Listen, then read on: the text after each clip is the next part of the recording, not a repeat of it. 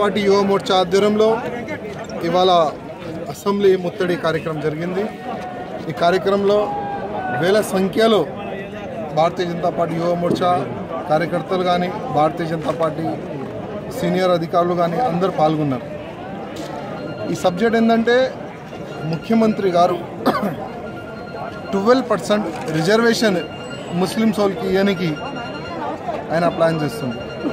కానీ మా భారతీయ జనతా పార్టీ తరఫు నుంచి ఎట్టి పరిస్థితుల్లో ఆ 12% రిజర్వేషన్ దానికి ఆపుతుందని నేను ముఖ్యమంత్రి గారికి చెప్తున్నాను। అదేవిధంగా నేను ముఖ్యమంత్రి గారికి మరీ రిక్వెస్ట్ చేస్తున్నా, అంటే ప్రతి ఒక్క కులంకి మీరు ఒక్క సమానం చూడాలి, కానీ హిందువులకి మీరు కింద చూస్తున్నారు, ఒక్కవైపు చూస్తున్నారు, కానీ ముస్లిమ్స్కి ఒక్కవైపు చూస్తున్నారు।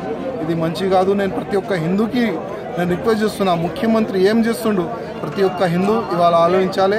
అదేవిధంగా ఈ 12% రిజర్వేషన్కి ఆపనికి ప్రతి ఒక్క హిందూ ముందు రావాలని నేను రిక్వెస్ట్ చేస్తున్నాను।